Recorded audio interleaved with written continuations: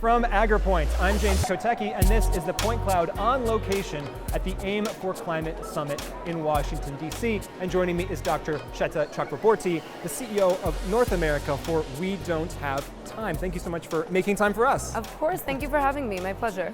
Okay, so we don't have time. Quickly contextualize for us what that means. We're at a climate ag conference, so I can kind of get the implication, but can you expand on that just a bit? We really have this small window to act, and that sounds like something you are constantly hearing this refrain, but it's true because we've put benchmarks into place that are really entrenched in the science. That means we need to do X, Y, and Z to make sure we get off this trajectory towards a warming point that you wouldn't wish on your worst enemies. So We Don't Have Time is the name of the company, and it really is a call to action because we have to urgently respond collectively, collaboratively, and consistently if we're going to solve the dual crisis we're in, the climate crisis and the communications crisis. And this is really a communications entity in many ways, right? You're getting a message out there, trying to talk to policy leaders, trying to talk to regular people, trying to talk to everybody. What's the message that you're bringing here to AIM for Climate Summit and the ministers from different countries, the policymakers, the business community that's here? So exactly, here's the thing. We have so many incredible solutions, right? We have businesses being represented here that are bringing innovations to commercial viability. We have policymakers that are supporting these innovations, actually making it to be implemented, and so the public can access and benefit from it. But if we don't communicate these innovations properly, they're never going to see the light of day. So we have solutions that already exist. We have incredible innovation in the pipeline. What we need to do is better communicate this so that ultimately it passes the muster of the public and that the policymakers have the political will to see these innovations and the regulations and the legislation and the policies to support these innovations to commercial viability. Is there a communication, a message right now out there that you find especially frustrating? Is there a specific example you can give us of communication on these issues gone wrong? I would say when scientists, and as a scientist, this is not really to kind of stick it to fellow scientists, but we've got to stop just talking about numbers and data and science. We know, everybody that works in climate knows, there's 99.9 plus consensus that the climate crisis has been caused by humans and that it is in our power to actually solve what we started. And so we don't need to keep, hammering on about that. At this point, let's talk about solutions. So my thing is, let's stop talking about the data, the numbers, the science. We know that. That's not going to change. But how we translate that and how we translate that in a way that really resonates with different audiences, that gets them excited about what can I do, how can I contribute, how can I overcome the crisis as part of this collective, that is going to get people excited. As a behavioral scientist, we know that to be true. That's what motivates people. That's what inspires people. That's what brings hope. And then ultimately, we're talking about a future that isn't going to be restricted because we can't use oil, coal, gas anymore, but rather it's going to be more hospitable to human life. It's going to be cleaner. It's going to be more breathable. You're going to have less children born with asthma. That's something to look forward to. So for me, that's the frustration. Let's talk about the positive, the solutions, and let's really translate. So to ask kind of the meta question, everybody here at this conference presumably understands the underlying risks and the numbers.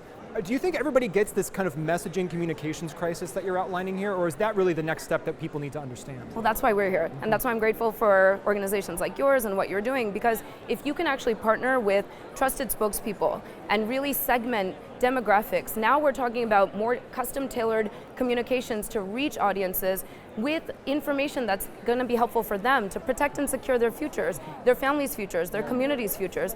What's missing in these types of gatherings normally is that communications component, which is so critical, but we're seeing at AIM for Climate, you're here, we're here, and we're seeing increasingly that recognition that we need to partner with comms, we need to identify trusted spokespeople if we're really going to put the message out there, get people excited and get people part of the solution. And you are a behavioral scientist. Is part of the challenge here this idea that if you just think about the crisis writ large, anything I do doesn't really matter as an individual person, and so you almost have to reframe it as a smaller, more positive thing for people to be able to take action, which would then get us to the collective action that we want. And I assume that plays out not just on the individual world, but on the level of individual countries. If I as a country do something but no one else is doing it, doesn't even matter, right? Is that kind of what we're trying to overcome here? Yeah, definitely, and we're trying to make it easier with a tool, right? Technology, we're talking about technology here at AIM for Climate. Comms technology is the We Don't Have Time platform. We're making it easy for one person who might say, but I'm just one person, or a country that might just say, but I'm just this one small country. Well, use the tool, use the comms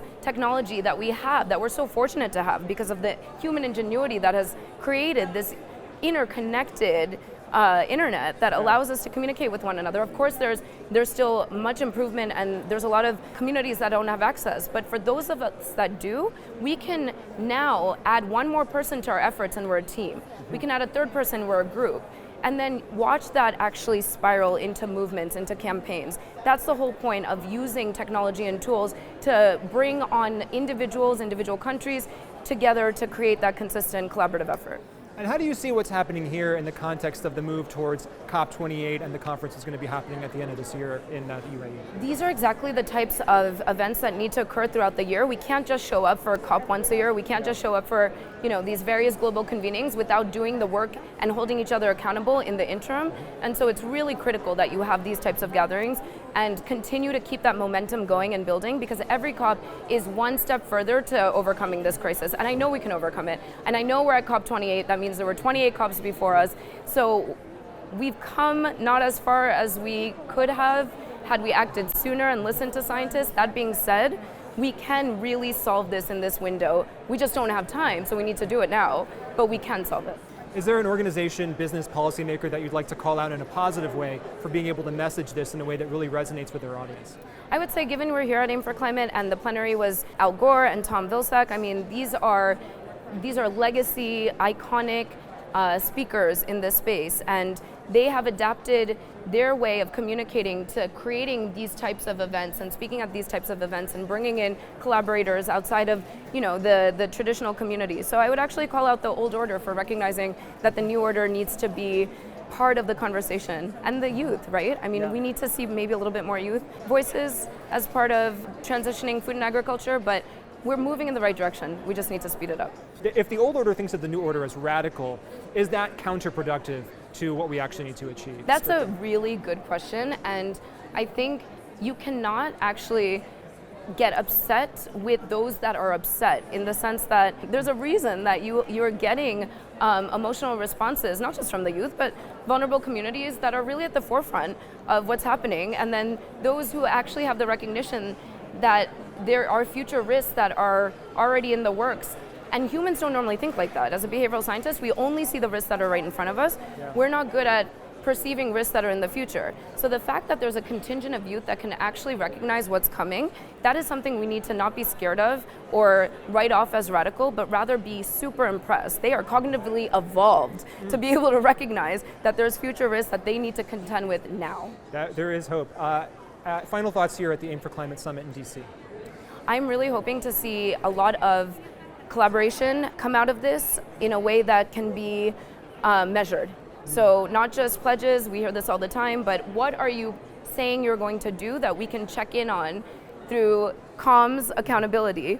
We can check in a month, we can check in 2 months, and we can get an update from you at COP28. That is the point and purpose of, again, bringing in communications and media to make sure people are accountable. And the comms part too is really keeping people accountable by having things that are very tangible and easy for everyone to understand if they happen, right? Actually tangible things. Speak in plain voice and tell the solutions plainly and clearly too, and watch how excited people get, because I'm telling you, as a behavioral scientist, that's how we're wired. People want to look forward to a brighter future, and the benefits of these types of events is we're really making it that, we're accelerating those solutions to a brighter future. Well, thank you so much for spending some time with us. We are now out of time. You are with We Don't Have Time. You are Dr. Shweta Chakraborty, and we really thank you for being here. Thank you, James, appreciate it. And thank you so much for watching. We're here at the Aim for Climate Summit in Washington, D.C. For the Point Cloud from AgriPoint, I'm James Kotecki.